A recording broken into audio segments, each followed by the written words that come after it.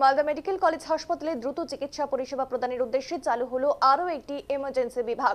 নতুন এমার্জেন্সি বিভাগ বুধবার আনুষ্ঠানিকভাবে চালু হলো মালদা মেডিকেল কলেজ হাসপাতালে ট্রমা কেয়ার ভবনে। নতুন সার্জিক্যাল এমার্জেন্সি বিভাগ বুধবার ফিতে কেটে আনুষ্ঠানিক উদ্বোধন করেন ইংরেজবাজার পৌরসভার চেয়ারম্যান কৃষ্ণেন্দু নারায়ণ চৌধুরী। উপস্থিত ছিলেন মালদা মেডিকেল কলেজের অধ্যক্ষ ডক্টর পার্থ প্রতিম মুখোপাধ্যায়, সহকারী অধ্যক্ষ তথা হাসপাতাল সুপার প্রসেনজিৎ সহ অন্যান্যরা। মালদা মেডিকেল কলেজের অধ্যক্ষ ডক্টর পার্থ প্রতিম মুখোপাধ্যায় বলেন, এদিন থেকে এমার্জেন্সি বিভাগ চালু করা হলো, সার্জিক্যাল এমার্জেন্সি বিভাগ। এখান থেকে সরাসরি রোগীদের ওয়ার্ডে ভর্তি করা যাবে।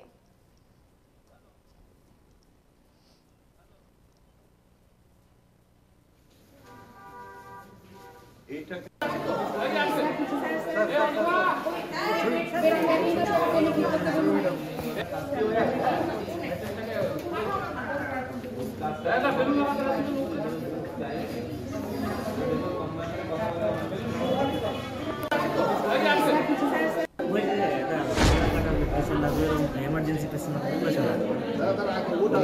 রাতের বেলা করে রাখতে হবে।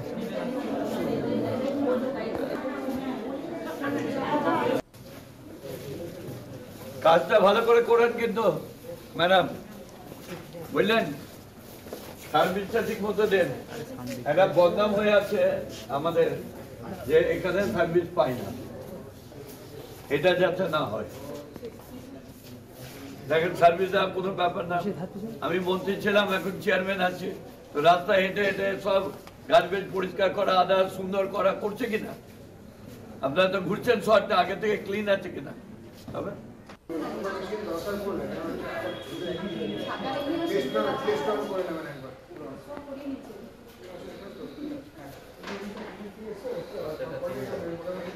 জানাবো সহকারী অধ্যক্ষ তথা হাসপাতাল সুপার প্রসেনজিৎ বর জানান, সার্জিক্যাল কেসের চিকিৎসা পরিষেবা এখান থেকে দেওয়া হবে। খুব দ্রুত এখান থেকে রোগীরা পরিষেবা পাবেন বলে তিনি জানিয়েছেন।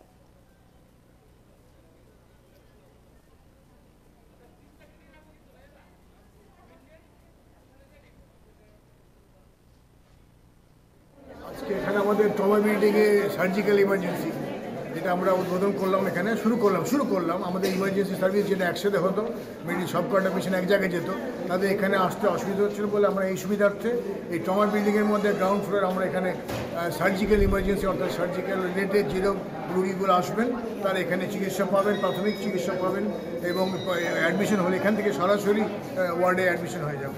অর্থাৎ তাদের ওখান থেকে রুগী আনা এবং আবার নিয়ে যাওয়ার যে অসুবিধাটা, সেটা ওভারকাম করার জন্য আমরা এটা করা হলো।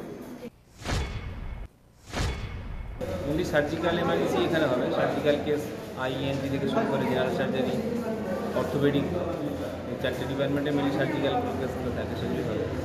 বেড বাড়ানো হয়েছে? বেড বলতে আগে যে এমার্জেন্সি ছিল ওখানে লিমিটেড বেড ছিল, সেখান থেকে এখানে বেডের নাম্বার বেড়েছে, প্লাস অবজারভেশন যে এরিয়াটা সেটা অনেকটা স্পেস বেশি, তার জন্য কি পেশেন্ট পার্টিতে সুবিধা হবে পেশেন্টের, আর অবজারভেশন করতে অনেকটা সময় পাবো, এবং যদি দরকার মনে হয় সেগুলো অ্যাডমিট করা, সেগুলো অ্যাডমিট হবে। ওটির ক্ষেত্রে কি সুবিধা পাওয়া যায়? ওটির ক্ষেত্রে কি এখন কাছাকাছি লোয়ার ওটিটা আছে, যেহেতু রোড সাইড অ্যাক্সিডেন্ট যে কেসগুলো বেশিরভাগ ক্ষেত্রে আসে, সেগুলো খুব সিরিয়াস পেশেন্টই আসে, সেক্ষেত্রে খুব তাড়াতাড়ি ওটি কাজ অ্যাক্সেসিবল হবে। লোয়ার ওটি আছে, খুব দরকার হলে যদি আপার ওটিতে তুলতে হয় তখন আপার ওটি লিফটে চলে যাবে, তাহলে পেশেন্টের যে ট্রানজিট টাইম, ট্রিটমেন্ট পেতে যে ট্রানজিট টাইমটা কমে গেল, অ্যাডমিশন থেকে যে ট্রানজিট টাইমটা ট্রিটমেন্ট পেতে সেই টাইমটা অনেক কমে যাবে।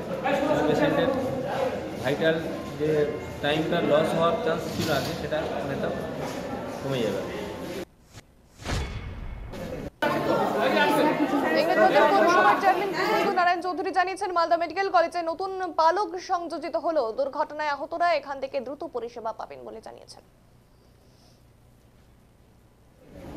আমাদের মেডিকেল কলেজে একটা পালক লাগলো আবার নতুন।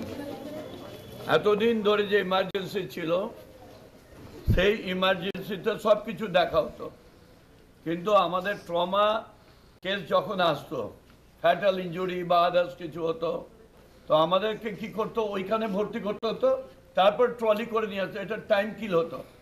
এখন আমরা টাইম কিল করতে দিচ্ছি না। আমাদের প্রিন্সিপাল আছেন, আমাদের এমএসবিপি, আমাদের যারা সিস্টার আছেন, আমাদের যারা মেডিকেল রিলেটেড আছে, এখন আমরা করছি একদম সরাসরি ইমার্জেন্সি নিয়ে আসছি।